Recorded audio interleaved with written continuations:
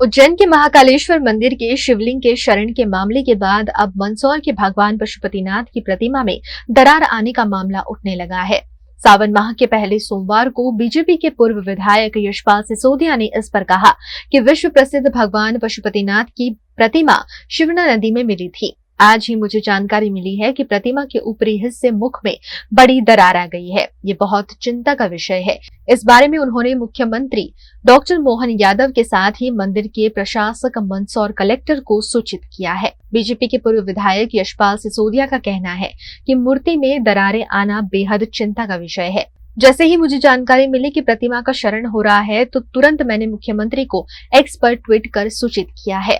अभी वर्तमान में वो फोटो सोशल मीडिया पे वायरल हुआ है जिसमें लकीर जो है वो दिख रही है भगवान के चेहरे पे। विगत 6 सालों से मतलब यथावत हम लोग देखते आ रहे हैं। पंडित जी से भी अभी बात हुई थी। विगत कई वर्षों से वो लकीर देखने में आ रही है और वो यथावत है।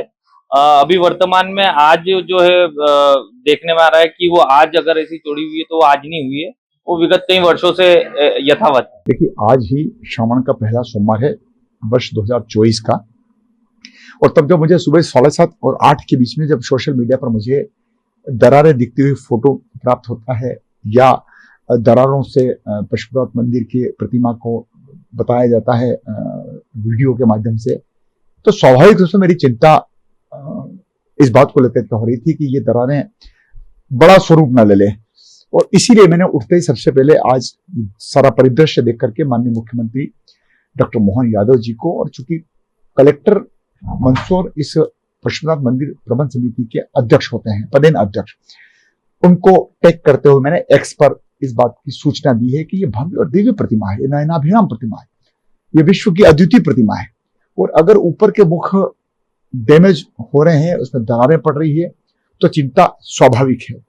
मैंने अपने दायित्व का निर्वहन किया इस उम्मीद के साथ, इस विश्वास और इस भरोसे के साथ, और मैंने माननीय मुख्यमंत्री जी को लिखा है, कलेक्टर को भी लिखा है कि भारत सरकार का जो पुरातत्व विभाग है, आर्कोलॉजिकल डिपार्टमेंट, और मध्य प्रदेश की सरकार का भी जो पुरातत्व विभाग है जिसमें विषय विशेषज्ञ हैं, एक टीम का गठन कर करके किस प्रकार से इस प्रतिमा को बचाया जा सके। शरण रोकना हमारा दायित्व बनता है। दरारें किस प्रकार से भरी जाएगी, और अगर दरारें नहीं भरती है और ये प्रतिमा ही यदि हाथ से निकल जाएगी तो दुर्भाग्यपूर्ण घटना होगी। इसलिए मैंने इसको एक्स पर पोस्ट किया है, और तमाम सोशल मीडिया के साथ साथ इलेक्ट्रॉनिक्स मीडिया के माध्यम से पूरे समाज में बात चली है। तो मुझे लगता है कि शासन और प्रशासन दोनों मिलकर के इस प्रतिमा ने वैसे भी बहुत लंबा संघर्ष किया है। ये तब जब शिवना मैया में से मिली थी, नदी में से निकली थी, तब भी इसके नीचे के 4 मुख नदी में डूबे होने के कारण से कहीं ना कहीं क्षतिग्रस्त हुए थे। और बीच में जब तत्कालीन कलेक्टर जी के सारस्वत थे, तब प्रतिमा का लेप करने को लेकर के औरंगाबाद से यहाँ पर विशेषज्ञों की टीम भी आई थी, और उन्होंने नीचे का मुख सुधारने का काम किया था। आज ऊपर के मुख में सर से लेकर के और होठ से लेकर के और गाल तक एक बड़ी लंबी दरार दिखाई पड़ रही है। इस दरार की चिंता हमें डरा रही है।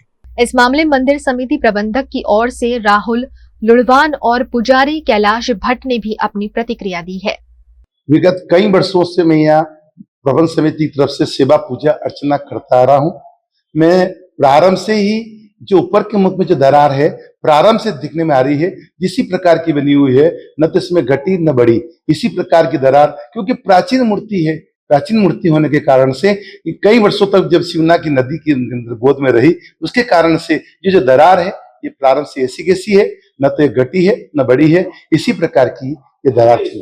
नीचे के मुखों में कई प्रकार के जब ऊपर लेपन किया गया था नीचे के मुखों में, तो उसके कारण से कई प्रकार के शरण की स्थिति उत्पन्न होती थी। उस प्रकार से प्रबंध समिति द्वारा उसमें शरण नीचे के मुखों को समय समय पर इसको वर्तमान अवस्था में कैसी है? वर्तमान अवस्था में भी नीचे के मुखों में भी ऐसी कोई तकलीफ नहीं है। उसके बाद पश्चात अगर कुछ थोड़ी बहुत कमी होगी।